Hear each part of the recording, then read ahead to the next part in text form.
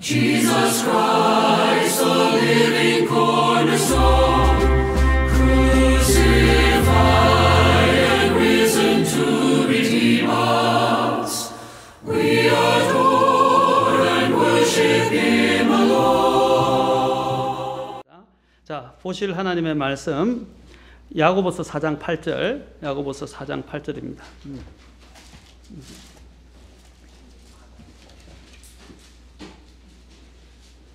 자, 야고보서 4장 8절 우리 같이 함께 읽도록 하겠습니다.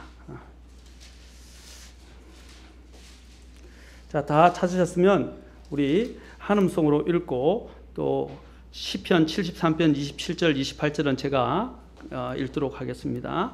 야고보서 4장 8절 시작. 하나님께 가까이 나아가라. 그리하면 그분께서 너희에게 가까이 오시리라. 너희 죄인들아 너희 손을 정결하게 하라. 두 마음을 품은 자들아 너희 마음을 순결하게 하라. 자, 시편 73편 27, 28절은 제가 이제 읽겠습니다. 보소서 주를 멀리하는 자들은 망하리니 주를 떠나 음행의 길을 가는 모든 자들을 주께서 멸하셨나이다. 오직 하나님께 가까이 나아감이 내게 돋사오니 내가 주 하나님을 신뢰하였으므로 주께서 행하신 모든 일을 밝히 보이리이다. 기도하겠습니다. 하나님, 오늘도 말씀을 높이시고 부족한 저를 통해서 또한 이한 말씀을 대변할 때 하나님께서 성령께서 오늘 이 시간 특별히 더 주장해 주시옵소서. 주님께 온전히 의탁하며 예수님의 존함을 받들어 기도합나이다. 아멘. 우리가 첫 번째 서클 500명은 믿음의 서클이고 두 번째 서클에 해당되는 사람들은 120명, 여러분들의 이제 주부에 있던 도표에 있었다고 했습니다. 순종의 서클을 이야기한다고 그랬습니다. 오늘 우리가 함께 또 살펴볼 이 부분은 섬김의 서클에 관한 70명에 관한 내용입니다. 이 섬김의 서클, 또 70명 중에서도 또 오늘 또 들어서 12명에 대해서 배우게 되는데, 지난 시간에 우리가 70명에 대해서 이야기하면서 좀 부족한 부분들이 있었습니다. 이제 이 70명과 관련해서 우리는 섬김의 서클에서 무엇보다도 첫 번째 배울 수 있는 원리는 상호 협력이 필요하다. 그래서 한 사람보다는 두 사람, 여러 사람이 함께하는 사역을 하나님은 원하시고 계신다는 것입니다. 또 그 중에서도 우리는 이 함께하는 것 중에서 팀 사역을, 팀 정신을 배워야 한다고 했습니다. 팀 정신은 굉장히 사역에 있어서 대단히 중요한 것입니다. 상호 협력과 더불어 팀 협력을 우리가 배워야 한다는 것입니다. 그 다음에 교회 공동체에 있어서 팀 사역은 누구보다도 중요하고 사도 바울도 이것을 잘 알고 있었기 때문에 항상 이 선교 여행을 떠날 때에 그가 항상 팀으로 함께 구성해서 떠났다는 것을 보게 됩니다. 섬김의 서클에서 배우는 두 번째 우리는 원리를 이제 오늘 우리가 생각해야 하는데, 바로 이 두 번째 원리는 주님께로부터 구체적인 지시를 받았다는 사실입니다. 섬김의 서클에 속한 70명으로부터 우리는 그들이 예수님에게서 어디로 가서 무엇을 전해야 하고 어떻게 행동해야 하는지에 관해서 구체적으로 임무와 방법과 방향에 대해서 가르침을 받았다는 사실을 우리가 알아야 합니다. 이 주님께로부터 이런 특정한 임무, 방향, 방법에 관해서 구체적인 지시와 가르침을 받는다는 것은 섬김의 서클에 있는 사람들만이 누릴 수 있는 특권이다라고 말씀드렸습니다. 주님과 가까이 가면 갈수록 하나님께서 그들에게 보여주시는 바가 더 크고요, 더 많은 영광과 특권의 모습들을 주님께서 계시하시고 그들과 또한 나누시고 또 그들에게 함께 주님께서 보여주신다는 것을 우리가 앞으로 가면서 더 배우게 됩니다. 특히 3명, 1명에 대해서는 더 많은 걸 배우게 될 것입니다. 자, 그래서 주님과 가까이 관계가 가까울수록 누리는 특권들이 얼마나 더 영광스러운 것인가, 특히 저는 3명에서 더 많은 부분들을 배울 수 있었으면 좋겠습니다.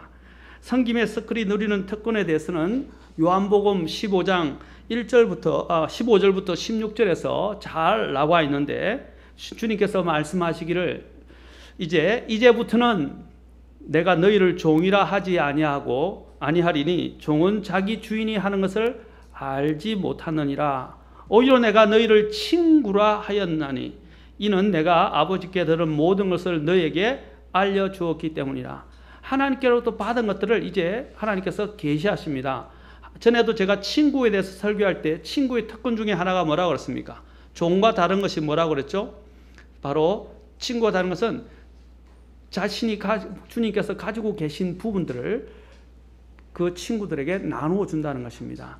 그래서 아모스에서도 마찬가지고 아브라함에게도 마찬가지고 하나님이 아브라함에게 자신이 하실 일들을 나누어 줬죠. 특히 소돔과 고모라를 멸망시킬 계획들에 대해서도 아브라함과 함께 나누었습니다. 하나님이 또 자신이 해야 할 일들을 항상 대언자들을 통해서 또 하나님께서는 나누어 주시거나 또 하나님을 경외하는 사람들에게 보여주시기까지 하셨다는 것을 우리는 알게 됩니다. 또한 주님께서 15장 16절에 보면 요한복음 내가 너희가 나를 택하지 아니하고 내가 너희를 택하여 세웠다라고 그랬어요. 아까도 70명을 세울 때 누가복음 10장에 보면 주님께서 둘씩 짝을 지어서 보냈지 않습니까? 둘씩 짝을 지어서 보내셨을 때에 주님께서 그들을 택하시고, 그렇죠? 택하셨어요. 그래서 제가 전 시간에 부르심을 받은 자는 많지만, 부름을 받은 자는 많지만 선택을 받은 자는 적다고 말씀드렸습니다. 여러분, 많은 사람들이 전에도 이야기했지만 500명의 신자와 같은 이런 그냥 하나님 앞에 구원받은 그런 상황에서 머물러 있는 사람들이 많다는 것입니다. 좀 더 나은 사람은 이제 하나님의 약속을 믿고 순종을 합니다. 그러나 하나님을 섬기는 자리에까지 나오는 사람들은 적다는 것입니다. 이 섬김의 자리에 들어오는 사람들은 영적 군사와 같은 사람들로서 또한 특별히 주님께서 기도원의 사건을 통해서 하나님이 또한 32,000명 중에서 특히 300명을 택하셔서, 그렇죠? 그들 하여금 전쟁에 나가서 전쟁을 승리로 이끌게 하시고 하나님의 영광을 더 드러나게 하셨다는 것을 우리가 그때 보았었습니다. 마찬가지로 하나님의 이런 섬김의 자리에 들어가는 것은 특별한 선택입니다. 하나님이 그런 자리로 나가게 만들었다는 것입니다. 물론 주님이 또한 하시지만 우리가 하나님 앞에서 준비되어져서 자원하는 마음으로 나아올 때 주님께서 그러한 사람들을 또한 사용하신다는 것입니다.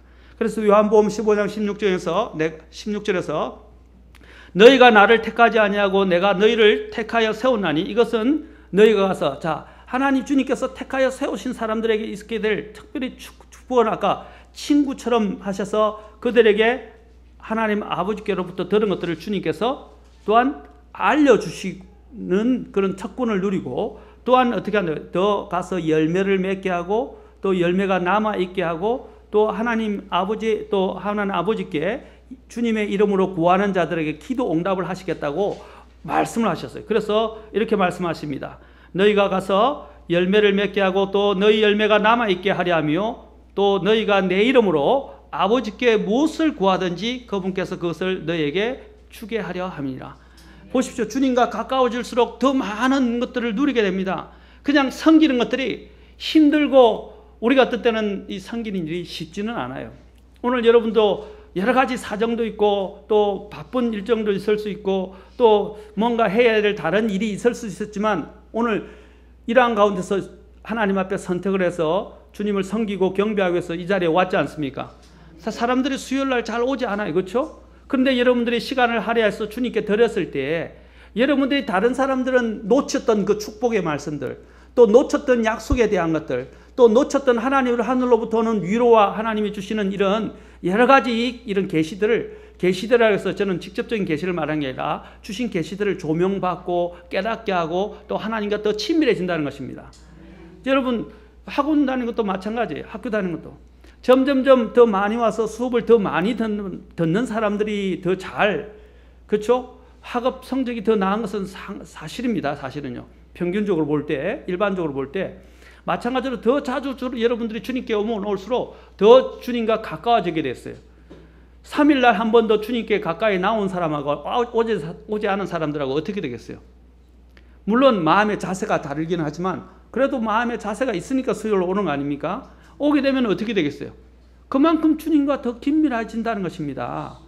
이렇게 드문드문 오고 주일날 오전만 오는 사람들하고 주일 오전 오후 다 참석하는 사람하고 또 수요일날 참석하는 사람하고 또 수요일뿐 아니라 뭐 성경공부 중간에 주중에 있는 성경공부에 참석하는 사람들하고 같겠습니까? 안 같겠습니까? 달라져요. 거기 하루 한 번 참석하는 것까지는 달라지지 않지만 거기 꾸준히 지속되면요 달라집니다. 많이 달라져요. 전에도 말씀드렸죠. 매일 성경을 읽고 성경을 계속 일독하고 이독하고 성경을 가까이 두는 사람들이 범죄할 확률이 더 적다 이 말입니다. 하나님 앞에서 떨어져 나갈 확률이 더 적단 말입니다. 믿음에서 파손될 확률이 더 적단 말입니다. 확률이라기보다는 가능성이 적다는 것입니다. 그렇지 않습니까? 주님께 더 가까워지게 된다는 것이죠. 오늘도 마찬가지입니다. 주님께서 주셨을 때 아까 70명을 보냈을 때 뭐 어떻게 하십니까? 사람들을 구령하고 복음을 전하고 주님을 전해서 어떻게 해요? 영혼의 열매를 얻는 거 아닙니까? 여기도 오늘 요한복음 15장에서도 주님이 너희 열매가 뭐라고 했어요? 열매를 맺게 하고 너희 열매가 남아있게 한다라고 하셨어요. 자, 이런 열매는 여러 가지가 있죠. 성령의 열매이고 인격적인 성숙의 열매도 있고 그 다음에 구령의 열매도 있고 수많은 여러 가지 열매들이 있어요. 그렇죠? 그런 열매들을 통해서 주님이 그 열매들을 맺게 하신다고 약속해 주셨어요. 주님과 가까워지면 열매를 맺습니다. 너희가 나 없이는 아무것도 할 수 없느니라고 주님이 말씀하셨어요. 맞습니까? 나 없이는 우리가 주님 안에 거하고 주님이 내 안에 거하게 될 때 어떻게 해요? 풍성하게 되고 열매가 주님으로부터 오는 그 영양분을 공급받아서 뿌리 아닙니까 주님이? 그 뿌리로부터 오는 영양분을 공급받아서 그것을 표출하게 될 때 열매가 하나 맺을 것이 어떻게 해요? 영양분을 더 많이 공급받으면 어떻게 돼요? 더 많은 열매를 맺을 수밖에 없는 거예요. 이게 주님과의 관계 속에 있는 것입니다. 여러분 주님과 관계가 더 깊어질수록 더 열매는 많이 맺고 더 또 어떻게 열매가 더 남아있게 된다는 것으로 말하고 있습니다. 그리고 또한 기도 응답을 더 깊이 있게 체험하게 된다는 것입니다. 제가 조지 뮬러에 대해서도 늘 이야기하지 않습니까? 조지 뮬러가 무릎을 꿇고 그렇죠? 성경을 100번 이상 읽었다고. 그가 하나님의 약속의 말씀을 찾지 아니하고서는 결코 기도하지 않았다고 말하고 있습니다. 그만큼 하나님과 긴밀한 관계에 있었기 때문에 하나님께서 꼼짝달싹 못하게 하나님의 약속의 말씀을 가지고 기도하기 시작했을 때 하나님이 다 들어주셨어요. 그렇지 않습니까? 그가 응답도 받지 못한 부분은 언제 응답해 주셨어요? 여러분 그 자서전 그 정기집을 읽어보면 그가 죽고 난 다음에 응답을 받는 것을 보게 됩니다. 주 예수님께서는 모든 신자가 그분과 더욱 친밀한 관계 속에서 그 주님의 구체적인 뜻을 발견하고 그분의 뜻을 따라 그분을 섬기면서 그분께서 주시고자 하는 복들을 누리기를 간절히 원하십니다.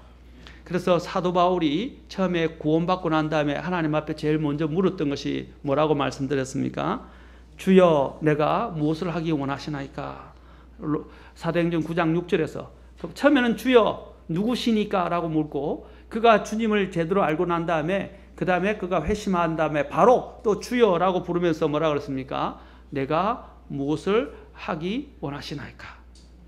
우리가 주님 앞에 물어야 될 게 뭐예요? 주님 내가 뭘 하기를 원하십니까? 그런데 오늘날 많은 그리스도인들이 주님이 자기 인생에 대한 하나님의 특별한 계획을 가지고 부르셨고 선한 일을 주님께서 이미 계획하셔서 부르셨는데 그게 동참하지 않고 그게 함께 하나님 앞에 나오지 못하는 사람들이 너무 많아요.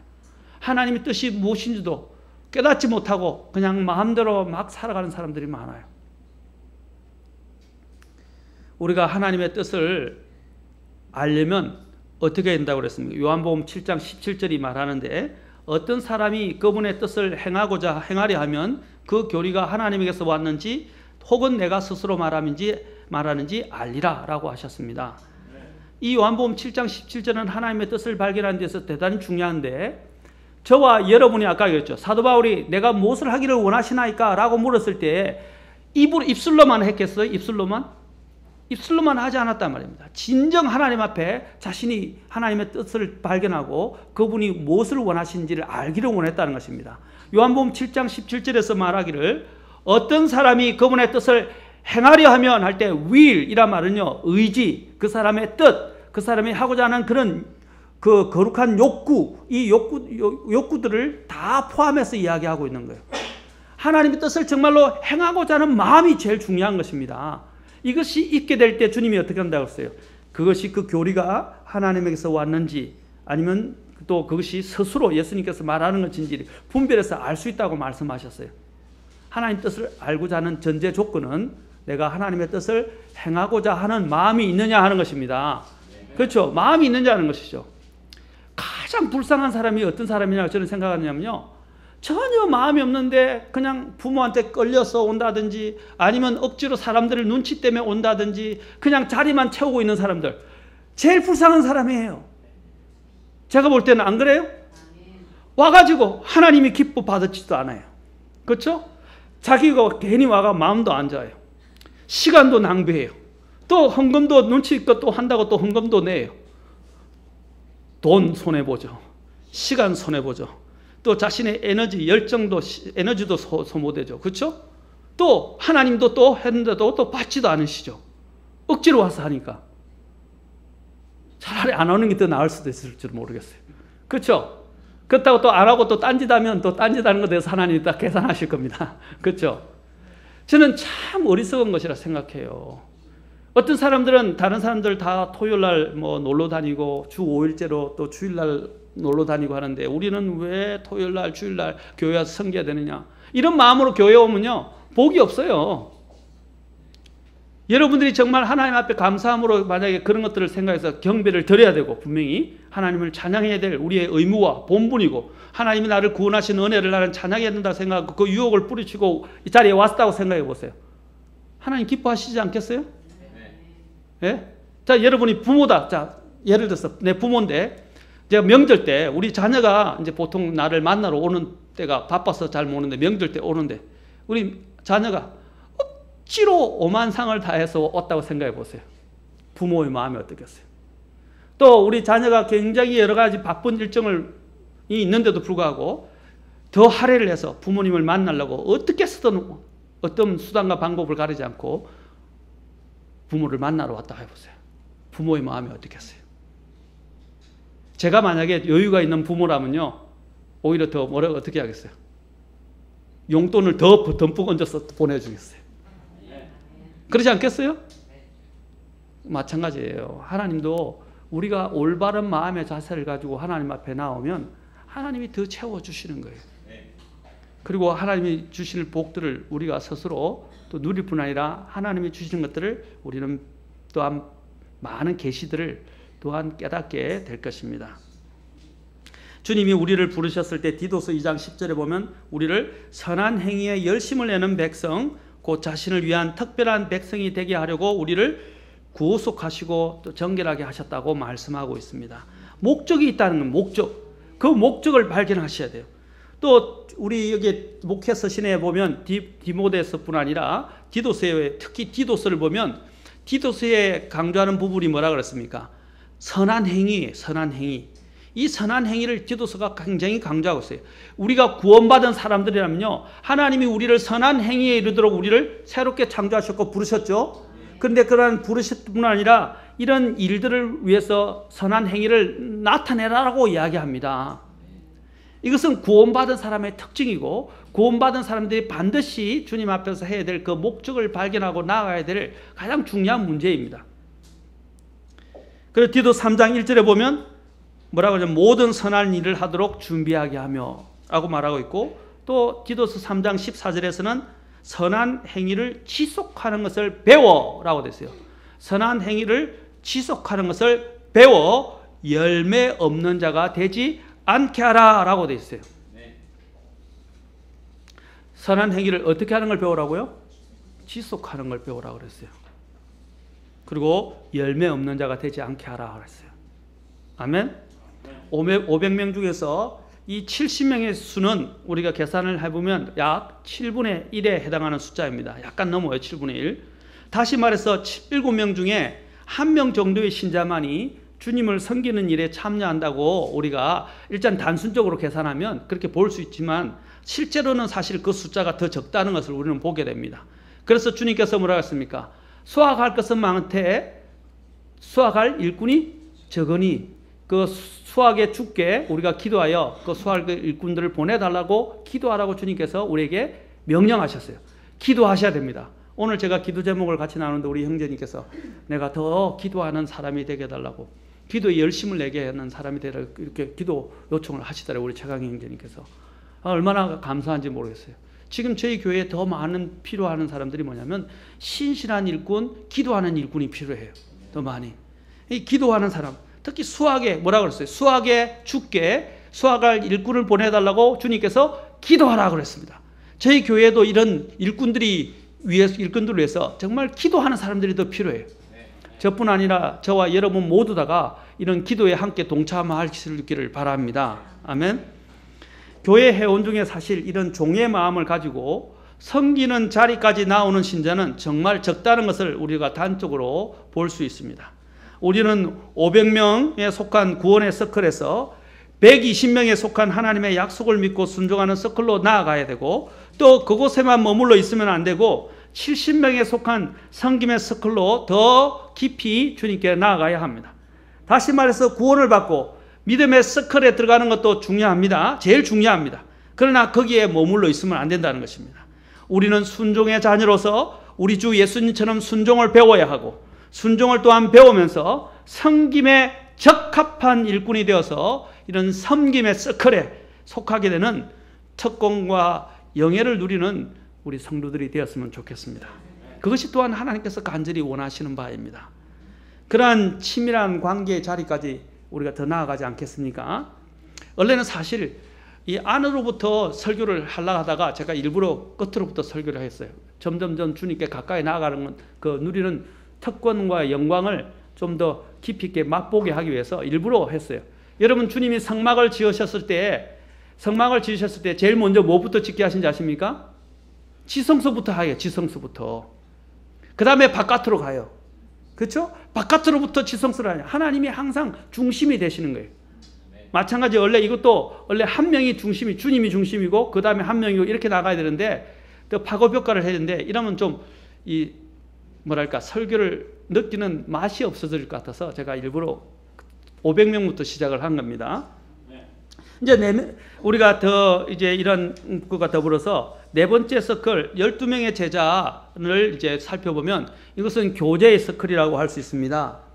성경에서 10이라는 숫자는 상징성이 굉장히 큰 숫자입니다. 3, 7, 12 이런 것들은 특별한데, 하나님이 이 세상을 운영하는 방식이 7이라고 말씀드렸죠. 제가 다음에 종말론을 통해서 7과 하나님이 경영하는 이 세상 경영 방식에 대해서 좀 설명을 할 겁니다. 하면서 종말론을 들어갈 거예요. 이제 주님이 또한 하나님께서 이 교제하는 것과 관련해서 12명을 부르셨는데, 여러분 이스라엘에 12지파가 있고, 또 여호수아가 길갈에 세운 12돌이 있고, 또 제사장이 흉배에 가고 있는 또 보석이 있었죠. 그쪽 흉배, 이 12보석이 있었죠. 또한 예수님이 성경에 처음 나타나신 때가 12살이었고, 또 예수님이 두신 제자들의 수가 12명이었고, 또 새 예루살렘 도시에 또 있게 될 기초가 12보석이었죠. 보석이고, 또 12진주문이라는 것을 보게 됩니다. 또 계시록에 12개의 별이 있는 관을 선 우리가 여인을 또한 보게 됩니다. 그렇죠? 그래서 이 12라는 숫자는 특별히 이는 통치 교제와 관련되어 있어요. 이 12는 4 곱하기 3인데, 4라는 것은 동서남북 세상의 수입니다. 3이라는 것은 뭡니까? 하나님의 삼위일체와 관련된 완전수입니다. 3 곱하기 4, 그러니까 세상과 하나님의 연합, 완전한 연합, 그렇죠? 가 함께 어울러져서 만난 것이, 그렇죠? 7이 되기도, 더하면 7이 되지만 이것이 곱하면 12가 되는 거예요. 그렇습니까? 그래서 이것은 하나님의 수비학에 대해서 여러분이 좀 공부하게 됩니다. 하나님이 숫자를 그냥 만드신 게 아니에요. 참 놀라운 신비가 이 수 안에 들어있는데, 이걸 대표적으로 연구한 학자가 있는데요. 참 대단한 학자입니다. 그 학자의 책을 저도 보면 정말 대단하다. 책도 많이 읽고 공부도 많이 하고 하나님의 성경 전체를 다 전부 뒤집어서 공부를 하셨어요. 자, 하나님의 이러한 여러 가지 이 12그룹을 통해서 하나님께서 이야기하셨는데, 자, 예수님께서 체포당하실 때도 12영의 천사를 생각해보고, 또 천사들도 12그룹으로 혹시 나눠지지 않았나로 생각하는 사람들도 있습니다. 생물학자 베스티언이 작은 나뭇가지나 덤불 속에 집을 짓고 사는 거미류를 관찰하면서 매우 흥미로운 사실을 발견했다고 합니다. 이 거미는 나뭇가지나 덤불에 걸쳐 있는 울타리 속에 새끼들을 부화하는데, 만일 그곳에 약간이라도 위험한 일이 발생하면 새끼들이 놀라게 되고, 또 즉시 어미 거미가 달려와서 새끼들을 보호한다고 합니다. 어떻게 어미 거미가 이 새끼들의 동료들을 금방 알아차리고 또한 궁금해서 베스티언이 주의 깊게 관찰을 해본 결과 그 어미 거미가 새끼들의 몸에 연결해 놓은 이런 가는 비단줄 같은 것을 발견했다고 합니다. 그래서 새끼들이 적들의 위협을 받아 몸을 심하게 움직이면 그 줄이 팽팽하게 잡아당겨지게 돼서 어미가 즉시 달려올 수 있었던 것입니다. 이전에 제가 보니까 이게 이제 잠잘 때 어린아이가 못 가게 하려고 어떤 부모가 하도 돌아다니니까 위험한 짓을 못하게 아이를 허리에 묶어가지고 줄을 묶어가지고 아빠 여기 헐빛에서 아빠가 너무 피곤해서 잤어요. 그러니까 애가 딴 데를 못 가는 거예요. 그 근처 안에서만 노는 거예요. 그렇죠? 이제 그것처럼 항상 애가 위험에 노출될 수 있기 때문에 그렇게 하는 것처럼 하나님께서도 우리와의 이런 연관 생명줄이 항상 연결되어 있다는 것입니다. 어미 거미와 새끼들 사이에 이 연결된 생명줄처럼 우리가 하나님의 손에서 끊어지면 사실 무덤에 누워 있는 것이나 다름없다는 것입니다.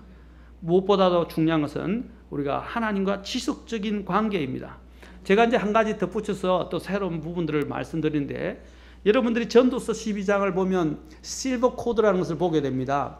이게 뭐냐면 언줄이라고 되어 있어요. 언줄. 이제 언줄이라고 나오는데, 여러분들이 이 임사 체험을 한 사람들의 경험을 들어보면요, 임사 체험한 사람들이 항상 자기들이 몸과 그죠 영혼이 분리되는데, 혼이 분리되면서 유체 이탈하죠. 몸에서 그가 분리되어 나가는데, 보면 자기가 어떤 세계를 떠돌아다니기는 하는데 어떤 줄이 배꼽부터 이렇게 줄이 배꼽과 배꼽 사이를 줄이 연결되어 있답니다. 몸과 몸 사이에. 이 줄이 뭐냐면 사실은 이 생명줄이라고 불려지는 겁니다. 이 유체 이탈을 한 사람들이 다시 돌아올 수 있는 것은 이 생명줄 때문이에요. 성경에서 이 생명줄이 언줄이 끊기고 나와요. 끊어지고, 이 끊긴다는 것은 생명이 끊어지는 것과 같은 것입니다. 그럼 마찬가지로 우리가 하나님과 이런 생명의 관계가 지속적으로 연결되어 있어야 언제든지 하나님 앞에서 우리가 119를 부르면 119가 당장 달려오듯이 우리가 어떤 위급한 때에도 하나님께서 우리와 이런 관계 속에서 우리를 이런 위험을 감지하시고 우리가 부르짖을 때 언제든지 주님께서 찾아주실 수 있다는 것을 보여줍니다. 이런 것들은 바로 이 연결되어 있다는 것은 주님과의 교제관계가 그만큼 친밀하다는 것을 말해주는 것입니다. 더 줄이 가까우면 가까울수록 느끼는 진동이 크겠어요, 다르겠어요? 클까요, 안 클까요? 크죠? 예, 마찬가지입니다. 여러분들이 옛날 이렇게 컵에다가 실을 묶어서 전화기도 했잖아요. 이렇게 하면 귀로 들리잖아요. 그 진동이 소리가 전해지는 거 아닙니까? 전화기의 원리죠. 그런데 그것이 실이 가까우면 더 잘 들릴까, 안 들릴까요? 진동이 더 크죠? 멀어지면 멀어질수록 실이 진동이 어떻게 해요? 약해질 수밖에 없는 것입니다. 마찬가지로 주님과의 관계가 점점 실이 짧은 것처럼 주님과의 관계가 더 깊어지고 더 가까우면 가까울수록 주님과의 뭡니까? 이런 교통이 더 친밀해지고 우리가 어떤 위기에 닥쳤을 때 주님의 도우심이 더 적극적으로 나타날 수 있다는 것입니다.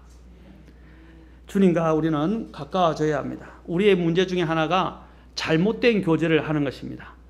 고린도전서 10장 20절과 21절에 보면 이방인들이 드리는 그 희생에 대해서 이야기하는데, 자, 내가 말하건대 이방인들은 자기들이 희생물로 드리는 것들을 하나님께 희생물로 드리지 아니하고 마귀들에게 드리나니 나는 너희가 마귀들과 교제하는 것을 원치 아니하노라. 너희가 주의 잔과 마귀들의 잔을 겸하여 마실 수 없으며 주의 상과 마귀들의 상에 겸하여 참여하는 자가 될 수 없느니라 라고 말했습니다. 그렇지 않습니까? 여기 보면 보십시오. 잘못된 교제는 마귀들 앞에서 마귀들에게 희생을 드리고 마귀들의 잔을 마시는 것이라고 되어 있습니다. 그래서 제가 전에도 말씀드렸지만 제사는 절대 제사 지낼 때 절하지 말라고 그랬죠. 그것은 마귀에게 하는 것이다. 지방은 그 옛날 조상신을 모신다고 하는데 그건 조상신이 아니라 그건 마귀들이에요. 마귀들에게 경배하는 것입니다. 그러므로 우리는 이런 부분에서 우리가 합류하거나 결코 마귀들을 경배하는 자리에 들어가서는 안 됩니다. 주님께서는 마귀들에게 희생물을 드리는 것, 또 마귀들의 잔을 겸하여 마시거나 또 마귀들의 상에 참여하는 것을 뭐라고 그랬냐면 고린도전서 10장 20절에서 너희가 마귀들과 교제하는 것이라고 말하고 있습니다. 우리는 마귀와 교제해서는 안 됩니다. 절대로. 또 고린도후서 6장 14절에서는 너희는 믿지 않는 자들과 더불어 공평하지 않은 멍에를 같이 매지 말라.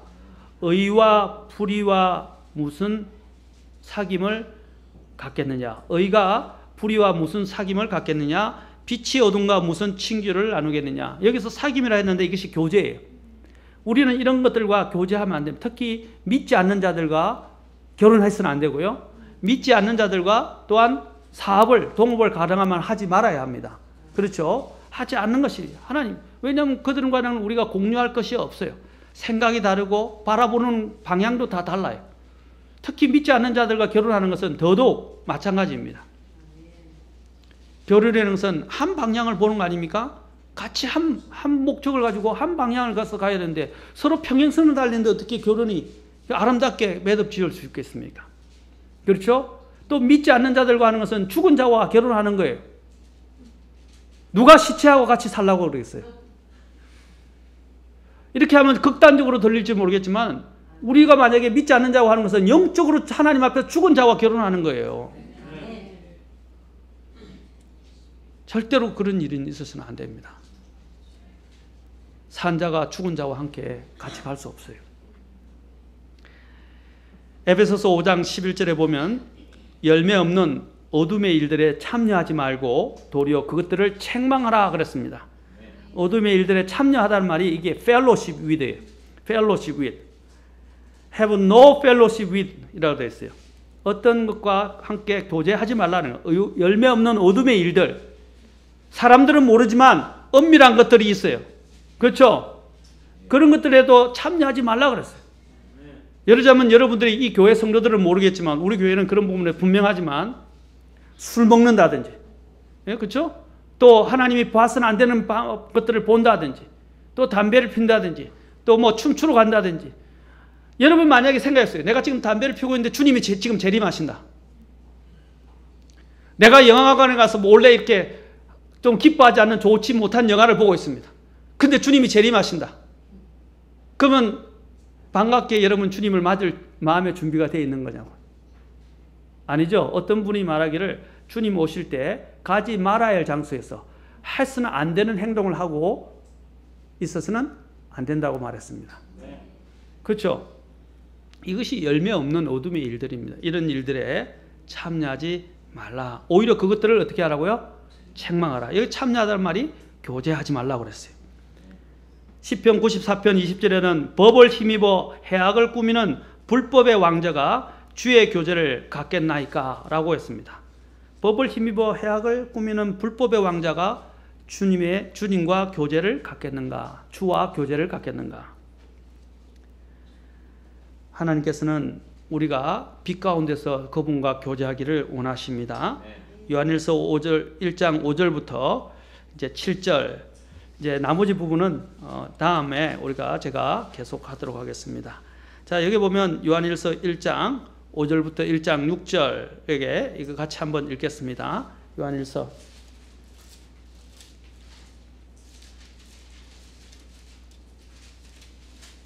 자, 우리 그리스도인들은 어떤 교제를 해야 하느냐? 자, 먼저 1장 3절을 읽고 다음 시간에 우리가 더 자세히 보겠지만 1장 3절을 읽고 1장 5절부터 7절까지만 읽도록 하겠습니다. 3절, 그 다음에 5절부터 7절 시작. 우리가 보고 들은 그것을 너에게 밝히 드러내면 너희 또한 우리와 교제하게 하려 함이니 참으로 우리의 교제는 아버지와 함께하는 것이며 그분의 아들 예수 그리스도와 함께하는 것입니다. 자, 5절부터 시작. 그런즉 우리가 그분에게서 듣고 너희에게 밝히 드러내는 소식이 이것이니 곧 하나님은 빛이시요 그분 안에는 전혀 어둠이 없다는 것이라. 만일 우리가 그분과 교제한다고 말하며 어둠 가운데 걸으면 우리가 거짓말하고 진리를 행하지 아니하느니라. 그러나 그분께서 빛 가운데 계신 것 같이 만일 우리가 빛 가운데 걸으면 우리가 서로 교제하고 또 그분의 아들 예수 그리스도의 피가 모든 죄에서 우리를 깨끗하게 하느니라. 자, 보십시오. 우리가 하나님과 어떻게 빛 가운데 계신 주님께서 빛 가운데 계신 것 같이 우리가 빛 가운데서 걸으면 서로 교제가 있다라고 하셨습니다. 그리고 그런 사람들에게 어떻게 한다고 했어요? 그분의 아들 예수 그리스도의 피가 모든 죄에서 우리를 깨끗하게 한다. 여기 보면 여러분 그냥 내가 변화가 없이 그냥 된다고 해서 깨끗해진다고 하지 않습니다. 내가 회개하고 어떻게 해요? 주님 앞에서 교제하게 될 때 하나님께서 그 모든 부분들을 어떻게 해요? 깨끗하게 한다고 지금 말씀하고 계신 것입니다. 어떤 사람들이 자기에게는 하나님의 교제를 방해하고 그리스도를 전하는 해로운 버릇이 있다고 목사님에게 말해 주었습니다. 그 사람은 이와 같은 중독에 빠진 것을 용서해달라고 늘 하나님께 기도한다고 했습니다. 그러면서도 그 나쁜 버릇을 계속하고 있었습니다. 또 다른 사람이 있었는데 한 신자가 교회에서 예배가 끝날 때마다 앞으로 나가서 이렇게 기도했습니다. 하나님, 제 삶에서 하나님의 교제를 가로막는 그 거미줄을 치워주세요. 그는 항상 똑같은 기도를 드렸습니다. 이 기도에 지친 어느 목사님이 그 사람 옆에 와서 무릎을 꿇고는 큰 소리로 기도했습니다. 주여, 그 거미를 죽여주소서. 이와 마찬가지로 우리가 죄의 버릇을 없애려면 육체의 뭐라고 그랬어요? 너희가 육체의 행위를 죽이라 그랬어요. 로마서에서 우리의 육체의 일들을 죽이라고 그랬습니다. 우리는 이것을 죽여야 돼요. modify. 바로 죽여야만이 이것이 우리가 하나님 앞에서 바로 살 수 있어요. 이런 과감한 결단이 필요합니다. 죄는 뿌리 뽑아야 됩니다. 전에도 말씀드렸지만 골리앗이 어디서 나오게 되었어요? 사사기 시대에, 또 여호수아의 정복 시대에 하나님께 반쪽 순종을 했기 때문에, 완전한 순종을 하지 않아서 가나안에 있는 족속들을 완전히 다 없애야 되는데 기본 외에 또 다른 산지에 어떻게 했어요?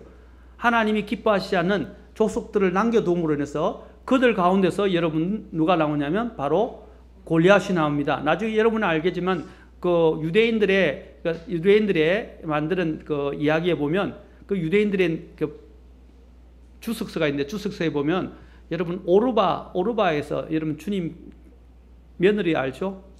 누구의 며느리입니까? 나오미의 며느리. 오르바에서 나온 사생아가 골리앗이다라고 이렇게 유대 주석에는 나와 있어요. 나중에 다음에 이제 보겠지만, 그래서 여러분들이 이런 부분처럼 하나님 앞에 밟은 세곤해야 될 죄의 문제를 해결하지 못하게 되면 그 죄가 역사에서 나중에는 더 커져서 우리를 더욱더 위험에 빠뜨리고 또 벌벌 떨게 만드는 요소가 된다라는 것입니다. 그래서 죄의 뿌리를 과감하게 잘라내야 합니다. 동일한 죄를 반복하는 것은 성숙한 그리스도인의 모습이 아닙니다. 죄에서 떠나야 하고 이제 우리는 빛 가운데서 빛의 자녀로서 걸어가야 하고 빛의 자녀로서 빛 가운데서 주님과 교제하면서 나가야 합니다. 아멘. 그래야 하나님께서 우리 가운데 깊이 더 역사하셔서 주님이 우리에게 주시고자 하는 우리가 충만한 복들을 누릴 수 있게 될 것이고 하나님이 주시는 것들을 더 많은 것들을 경험하게 될 것입니다. 우리 모두 다 주님 앞에 이렇게 70명에서 나가서 이제 더 교제의 자리인 12명으로 들어가기를 바라고, 다음 시간에 주님이 우리가 이 교제로 우리를 부르신 것에 대해서 좀 더 살펴보도록 하겠습니다. 기도하겠습니다.